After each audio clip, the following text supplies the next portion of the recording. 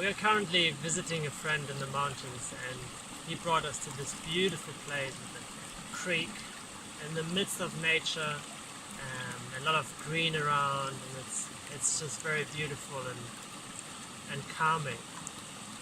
And the video we're going to record now is about freedom, and I'm going to get some questions and answer them the best I can. What does freedom mean to you?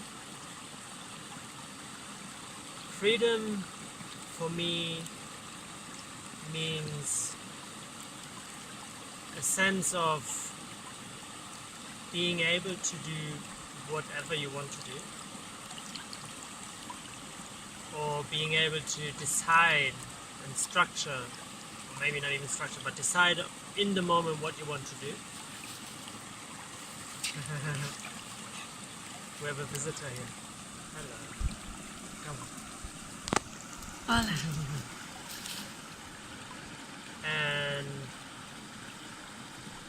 also this kind of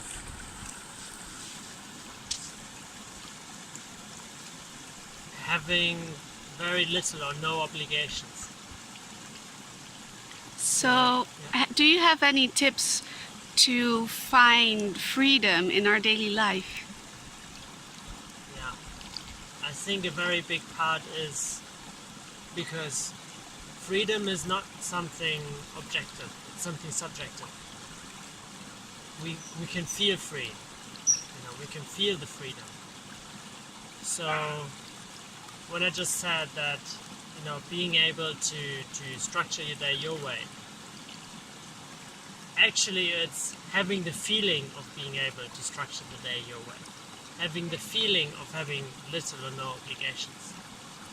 So could that be related to your video about doing versus being? A bit, yeah. So I was going to talk about how to have more freedom, a part is accepting more. So, we have certain circumstances that we're in, and we can feel constricted by them, and then we don't feel free. And if we don't feel constricted but just accept them and let things happen, then we will experience much more freedom. And coming back to the question of whether it relates to doing versus being, I think yes, it does, definitely.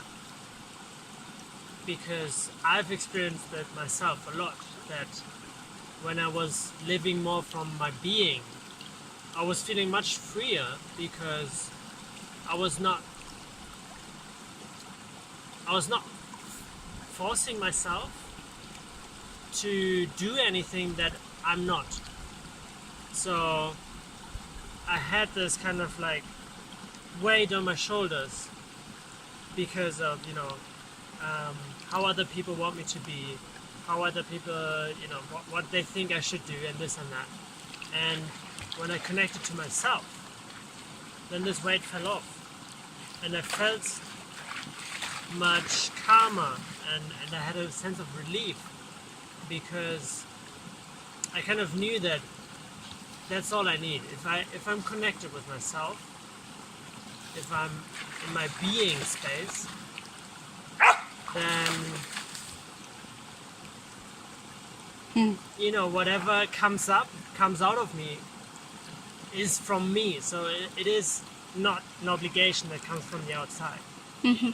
So in that sense, I think the more you live in a being kind of space, the more freedom you also experience.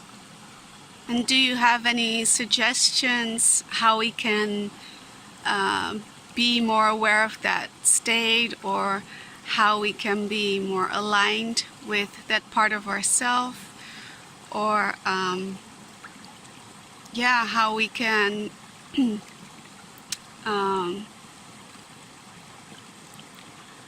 experience that kind of freedom? Yeah, so if we still if we stay connected with the being versus doing, I think the most important thing is something very, very simple. Do you think we can take more notice and learn more from animals? For Like sure. we have this visitor coming into our shots right now. Yeah. She is 8 months or 9 months, so she's very much living in this space of being, because she's just, she's feeling like running, so she just runs. She feels like jumping into the water, so she jumps into the water, and that's beautiful. So Is that freedom? I think so. What do you think? I think so as well. So in a way, it is. You can see that in children as well, in human, children as well, that they do have much more, like small children especially, a sense of freedom, because they do whatever they in that moment want to do. So do you also suggest to be more aware, to live in the moment then? Yeah, definitely, because our being is not in the future, our being is not in the past, our being is right now, right here. And you have different approaches to the same thing. You have mindfulness, you have meditation, you have yoga, you have breathing exercise. In the end, they all funnel together into being more aware and being more yourself. And I think another advice that I would like to give, or not an advice, an insight I would call it, is that you are alright. When you're connected with yourself, when you're in the moment, then everything is alright. If you're connected to yourself in the here now, in this second, then you're okay.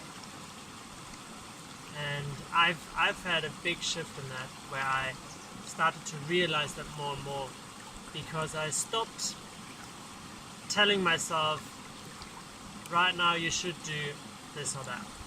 So, for example, I've told that story a lot of times to clients, that I wasn't I just started learning about this being and doing and practicing it, and like outside influence, and trying to separate it from who I am. And I was in a social situation at a meetup, so there were a lot of people socializing and talking, and I was there, and I was not talking. I stood there by myself, and the social kind of expectations and pressure came into my head and told me, there was an internal dialogue, that's weird if you're standing there by yourself. Go and talk to somebody. Because otherwise you're going to be the creepy loner, or you're just going to be standing there, and it's just weird. And then, very luckily, I stopped myself and said, wait a second. This thought is not my thought. It doesn't come from within. What comes from within is, I'm standing here and I'm alright. So I stopped these outside thoughts. Well, I contemplated them, but I didn't incorporate them into my behavior. So I didn't stop them. I just didn't execute on them. Rather, I connected with myself and said, I'm standing here. I'm feeling alright. In this very moment, I'm just going to be here and standing here. I'm going to maybe watch some people and see. And, if in the next moment, or maybe in the next minute, I feel like talking to somebody, then I go and do that. If somebody comes up to me and talks to me, then I probably feel like talking to that person. But right now, right here, I don't have to do anything.